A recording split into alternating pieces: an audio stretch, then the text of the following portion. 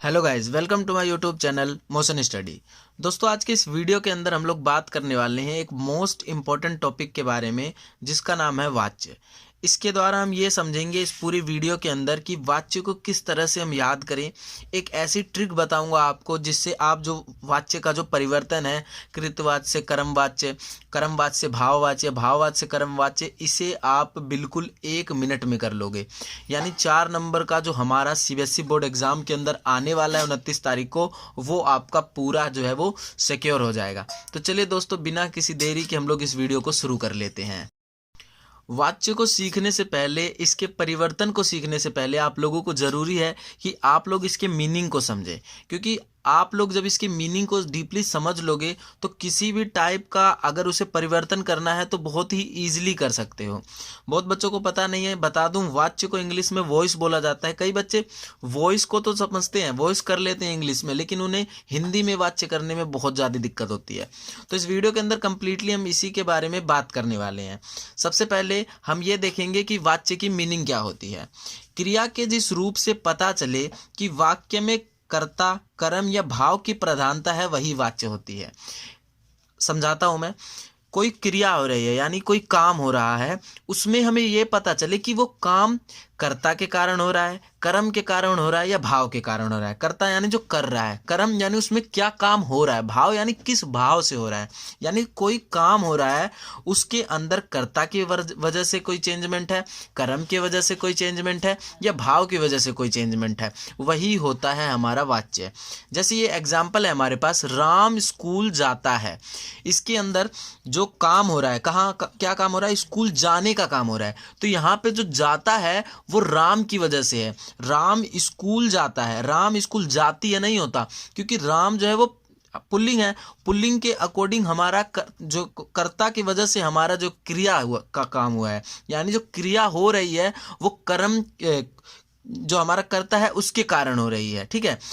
ऐसे ही एक दूसरे एग्जाम्पल से हम लोग समझते हैं। जैसे यहाँ पर है दूसरा एग्जाम्पल, इसके अंदर हमारे पास कृतवाच्य में राधा स्कूल जाती है। अब यहाँ पर राधा स्कूल जाता है तो नहीं हुआ, यानी जो काम हो रहा है उसका सीधा प्रभाव जो पड़ा है वो कर्ता की वजह से पड़ा है। तो इसका अर्थ ये है कि हमें जो काम हो रहा है, यानी जो क्रिया हो रही है, उससे हमें ये पता चल जाए कि वहाँ पर जो कर्ता है उसकी प्रधानता है, कर्म की प्रधानता है या भाव की प्रधानता है, उसे हम वाच्य कहेंगे। अब हम तीनों को एक एक करके समझ लेते हैं कि कृतिवाच्य क्या होता है, कर्मवाच्य क्या होता है और भाववाच्य क्या होता है। उसके बाद हम इनका परिवर्तन सीखेंगे कि किस तरह से हमें इनको परिवर्तन करना है। तो सबसे पहली जो चीज है वो है कर्तृवाच्य। कर्तृवाच्य को हम लोग एक्टिव वॉइस भी बोलते हैं इंग्लिश में।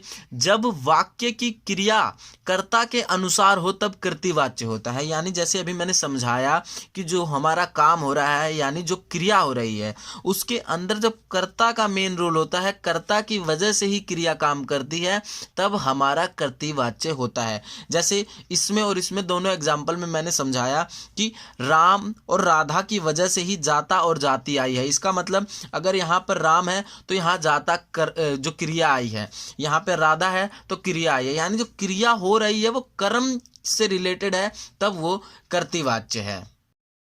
अब उसी तरीके से हम लोग देखेंगे कि कर्मवाच्य क्या होता है, यानी कि पैसिव वॉइस।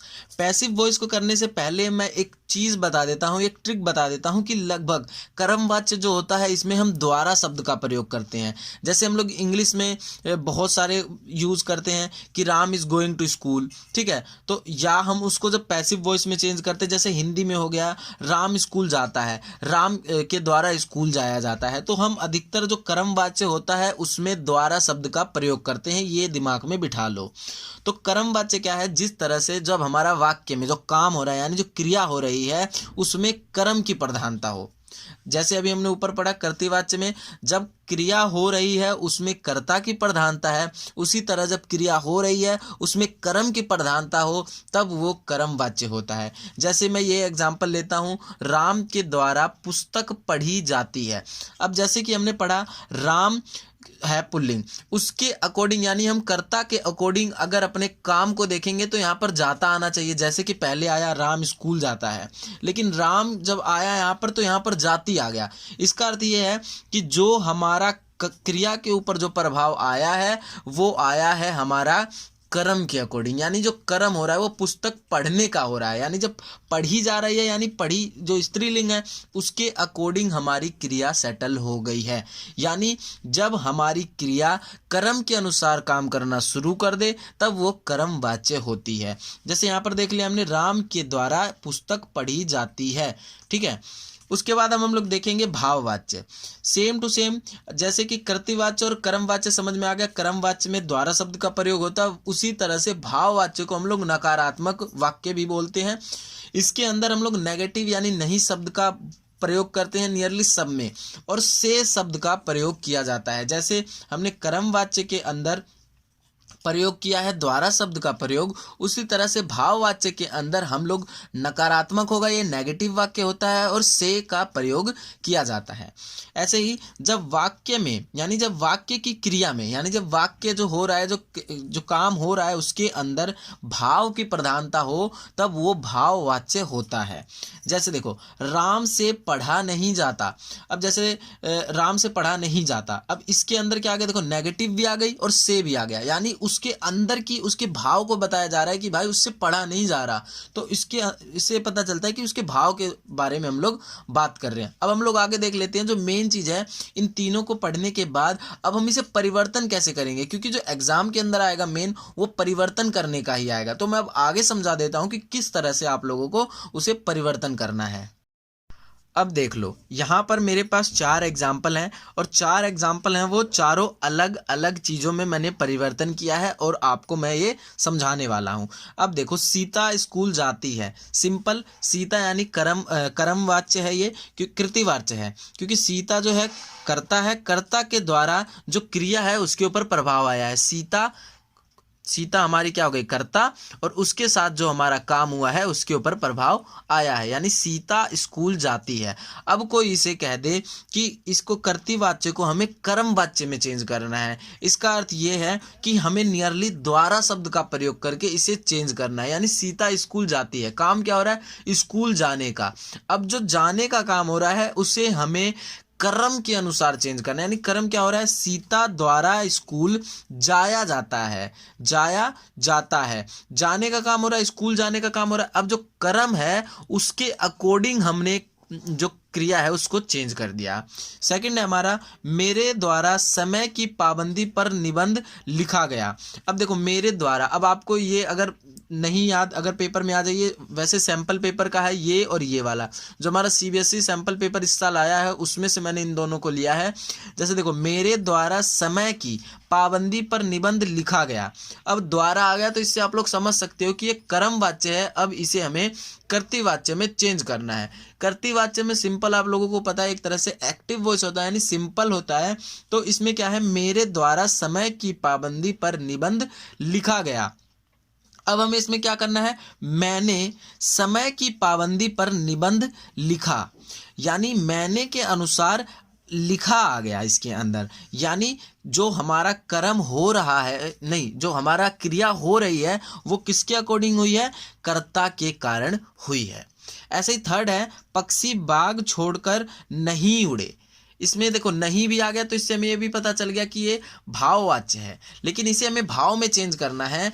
तो इसमें क्या है, पक्षी से मैंने बताया है कि से शब्द का प्रयोग होता है, यानी पक्षी बाग छोड़कर नहीं उड़े। उड़े का अर्थ ये है कि एक नहीं है, अनेक है। तो यहाँ पर पक्षियों से बाग छोड़कर नहीं उड़ा गया, हमें से का भी प्रयोग कर लेना है और नहीं का भी। सिंपली क्या करना है, पक्षियों से बाग छोड़कर नहीं उड़ा गया। अब इसके अंदर क्या है, भाववाच्य है। और ऐसे ही जो हमारा लास्ट है, राम तेज दौड़ता है, ठीक है। अब हमें इसे भाववाच्य में चेंज करना है। भाववाच्य में मैंने क्या बताया, से और नहीं शब्द का प्रयोग किया जाता है। तो राम से तेज नहीं दौड़ा जाता, ठीक है। राम तेज दौड़ता है, सिंपल ये हमारा कर्तृवाच्य है, यानी राम यानी जो कर्ता है उसके अकॉर्डिंग क्रिया हुई है। राम तेज दौड़ती है, नहीं है, दौड़ता है, यानी जो राम है वो हमारा मतलब जो करता है उसके अकॉर्डिंग क्रिया चेंज हुई है। इसी तरह से हमें इसे भाववाच्य में चेंज करना है। इसका अर्थ यह है कि हमें नकारात्मक में चेंज करना है से शब्द का प्रयोग करके। राम से सीधे हमें क्या करना है, जो करता है उसके साथ से लगा देना है। राम से तेज नहीं दौड़ा जाता, इसी तरह से आप लोगों को जितने भी और एग्जाम्पल्स हैं उनको प्रैक्टिस कर लेना है, वीडियो को एक बार 2 बार देख लेनी है, समझ लेना है कि इनकी मीनिंग्स क्या क्या हैं। इसी के साथ साथ आज की वीडियो यहीं तक। अगर आप लोगों ने समास के साथ साथ पद परिचय की जो ट्रिक की वीडियो है वो नहीं देखी तो डिस्क्रिप्शन के अंदर लिंक मिलेगी या पिन कमेंट को आप लोग चेक करें। और इसी के साथ साथ आप लोगों को इंपॉर्टेंट क्वेश्चन की वीडियो भी मैंने प्रोवाइड कर रखी है, मार्किंग स्कीम भी प्रोवाइड कर रखी है, वो भी आप लोग चैनल पर या फिर डिस्क्रिप्शन में लिंक मिलेगी, वहां से जा करके देख सकते हैं। तो दोस्तों आई होप आप लोगों को ये वीडियो बहुत ज़्यादा अच्छी लगी होगी। वीडियो अच्छी लगी हो तो चैनल को सब्सक्राइब करके इस वीडियो को अपने दोस्तों के साथ शेयर करना ना भूलें। वीडियो देखने के लिए धन्यवाद।